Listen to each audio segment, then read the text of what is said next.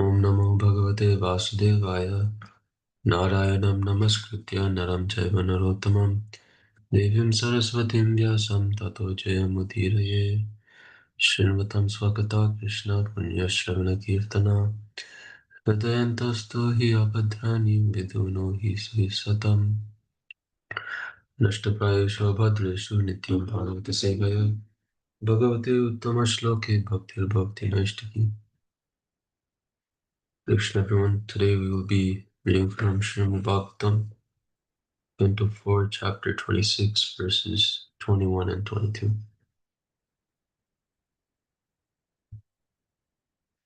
Text 21. Puranjano vacha nunam pakrita punyaste pratyayas ishvara subhe kritayas atmasat kritva shikshadandam na yunjate. Translation. King Puranjana said, "My dear beautiful wife, when a master accepts a servant as his own man, but does not punish him for his offenses, the servant must be considered unfortunate." Purport. According to Vedic civilization, domestic animals and servants are treated exactly like one's own children. Animals and children are sometimes punished, not out of vengeance, but out of love. Similarly, the master sometimes punishes his servant, not out of vengeance, but out of love, to correct him and bring him to the right point. Thus, King Puranjana took his punishment dealt by his wife, the queen, as mercy upon him. He considered himself the most obedient servant of the queen. He was angry at him for his sinful activities, namely hunting in the forest and leaving her at home. King Puranjana accepted the punishment as actual love and affection from his wife. In the same way, when a person is punished by the laws of nature, by the will of God, he should not be disturbed. A real devotee thinks in this way. When a devotee is put into an awkward position, he takes it as the mercy of the Supreme Lord. Tatenukampam susamikshamano bhujjana evatmakritam vipakam tadvagva purbe vidadhanamaste jivetayo mukti pade sadhaya Srimad Bhagavatam 10.14.8. This verse states that the devotee accepts a reversal of his position in life as a benediction by the Lord, and consequently offers the Lord more obeisances and prayers, thinking that the punishment is due to his past misdeeds, and that the Lord is punishing him very mildly. The punishment awarded by the state or by God for one's own faults is actually for one's benefit. In the Manu Samhita, it is said that the king should be considered merciful when he condemns a murderer to death, because a murderer punished in this life becomes freed from his sinful activity, and in the next life takes birth cleared of all sin. If one accepts punishment as a reward dealt by the master, he becomes intelligent enough to not commit the same mistake again. Text 22. Paramonugraha Dhandho Bhratyeshu Prabhunarpitah Balo na Veda Tattanvi Bandhu Krityam Amarshana. Translation. My dear slender maiden, when a master chastises his servant, the servant should accept this as great mercy. One who becomes angry must be very foolish not to know that such is the duty of his friend. Purport. It is said that when a foolish man is instructed in something very nice, he generally cannot accept it. Indeed, he actually becomes angry. Such anger is compared to the poison of a serpent. For when a serpent is fed milk and bananas, its poison actually increases, instead of becoming merciful or sober. The serpent increases its poisonous venom when fed nice foodstuffs. Similarly, when a fool is instructed, he does not rectify himself, but actually becomes angry. So that concludes the reading for today's verses. Namo Vishwadaaya Krishna Vishta Bhutale Srimati Bhaktivedanta Swami Namine. Namaste Saraswati Devi Gauravani Pracharine Nirvishesha Shunyavadi Paschyata Deshatarine Jai Shri Krishna Chaitanya Prabhu Nityananda Shri Advaita Gadadhara Sivasadi Gaur Bhaktivinoda Hare Krishna Hare Krishna Krishna Krishna Hare Hare Hare Rama Hare Rama Rama Rama Hare Hare. So thank you all for the opportunity to speak about the verse and purify myself. I'll try to repeat whatever I've learned, and I seek the blessings of all the senior Vaishnavas assembled here, so that I may make the best of this opportunity. And please forgive me for any shortcomings beforehand. So we just heard from the Srimad Bhagavatam. These two verses, they're teaching us how to properly see punishment or understand the punishment that uh, we may face in our lives, whether it comes from a certain authority, from people we know, from loved ones, or uh, ultimately, from the Lord Himself, to not see it as cruelty but as mercy. So, a key lesson here is that punishment isn't cruelty, but it's actually mercy when we see the way that it shapes and helps us in our lives.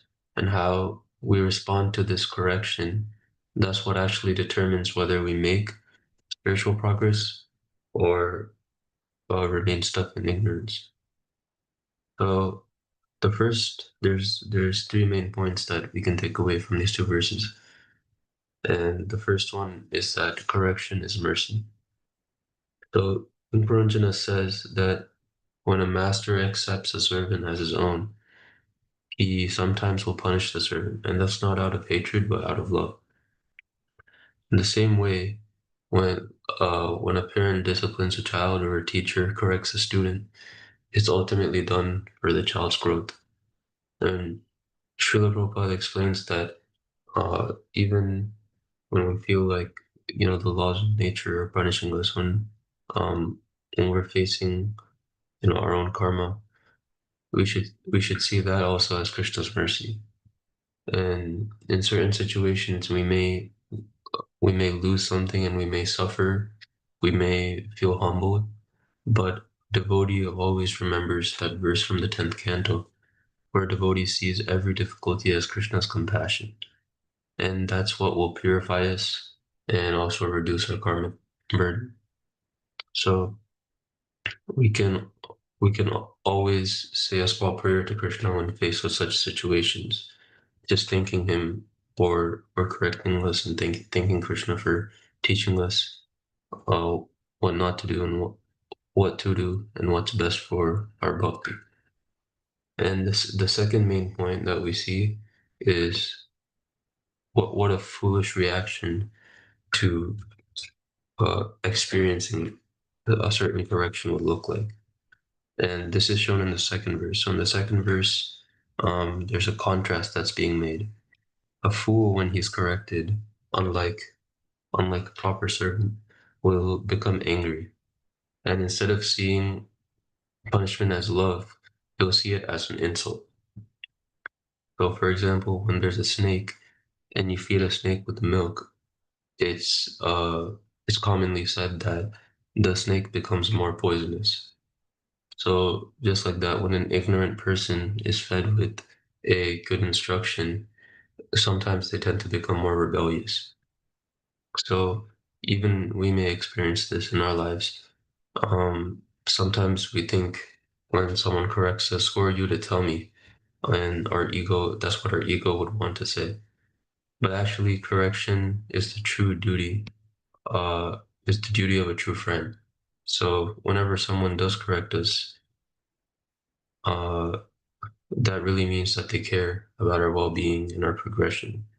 But, if two friends go their entire lives without correcting each other on anything, that shows like some sense of carelessness or some sense of ignorance. And of course, it's also important to correct people in a respectful manner. That's also something that should be taken into account. So this second verse, it's really urging us to check on our own hearts.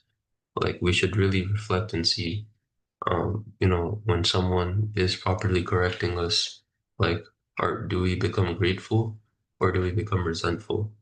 And once we really reflect on the answer to that question through various situations, we can see the things that we have to work on.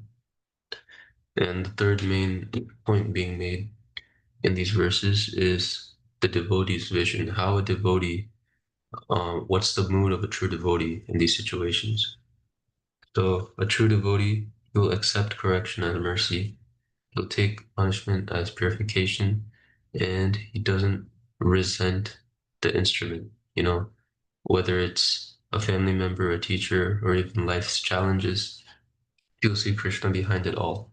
Of course, this doesn't mean that we take any and every punishment as um, lightly, because people may also disrespect us by taking advantage of this. But generally, this is how a pure devotee would look at real respectful connection, punishment and correction, as mentioned by Srila Prabhupada. And this is the difference between like a material and spiritual vision. So if someone is looking mainly with the material vision, they'll think I'm being punished and therefore the person hates me or the person is jealous of me. Um, but a a spiritual person they'll really dig deep and with the lens of humility, they'll see that they're being corrected and therefore Krishna does love me because he's showing me how I can progress. So, taking a look at a practical example, imagine there's a student who gets a low grade on an exam. At first, he may feel upset that the teacher marked him down, but later he realizes that when the teacher's correction actually showed him exactly where he was weak, so that he can improve. And when he takes that final exam, and he fixes all the small corrections that he had on his previous tests, he'll be able to move on to a greater level. So without that punishment, he would have gone forward thinking that he knew everything. But when the time comes, he'll realize that he actually remained ignorant. So in the same way, Krishna allows us uh, to fail, but he'll also show us, where these failures came and how we could learn from them if we really look with that spiritual lens. And another example from the Shastras is Bharat Maharaj. And we all know this story where Bharat Maharaj he gave up his kingdom. He went to the forest, retired so he could fully pursue spiritual life. And he was doing very well with his sadhana. But in the forest, he happened to become attached to a deer. And because of this mistake, he stayed close to the deer for the rest of his life, even though he was um, still hanging on to his sadhana. At the end of his life, all he could remember was the deer. And because of this mistake, he had to take his next birth as a deer. And for someone who's purely looking from a material lens, this might seem uh like only a punishment, like a cruel punishment. But Bharat Maharaj himself accepted it as Krishna's mercy. And even in the deer's body, Krishna blessed him to remember his past life. And that deer didn't live like any ordinary animal, right? It stayed near the sages. It was listening to all the spiritual discussions they were having, and it was avoiding all the worldly distractions. And this also shows that spiritual progress is never lost. Krishna will, carry us forward step by step. And in his very next birth, as Chhatabharat, he was able to achieve full realization and liberation. So what might appear as a punishment here was actually Krishna's arrangement to ensure that his devotee could continue progressing towards him. And Krishna is always longing for his devotees, and he will lovingly reciprocate this by guiding them back to himself. So what we can really take away from these verses is like a very simple message, which we can remind ourselves, which is don't despise correction, but embrace it. And we should always think this, whether it comes through people, through circumstances, um, we should always see it as Krishna's hand guiding us back to him. And we should also always seek feedback from devotees as well. Like whenever we give a class or do a certain service for the first few times, it's always important to go to the authority or go to the experienced devotee and ask him what you can do better. And in this way you can serve the devotees better, and the devotees will appreciate you, which in in turn also pleases Krishna, because Krishna is pleased when his devotees are pleased. And the same way, our spiritual master, we should always take the correction of the spiritual master very, very seriously, because they're the ones who will be pulling us back home, back to Godhead. And we see the amount of humility that Srila Prabhupada's disciples carried when they were being corrected by Srila Prabhupada. Um, in the West, all these hippies and people who were there at the time, there was no internet. There were not many books um, available, about all these transcendental philosophies and everything, and Indian culture, Vedic culture. So everything was very, very new to them. So it was obviously understandable that they would make small mistakes during the early parts of the movement, just like how devotees do today as well. But we see that they had full sincerity and fully surrendered to their spiritual master.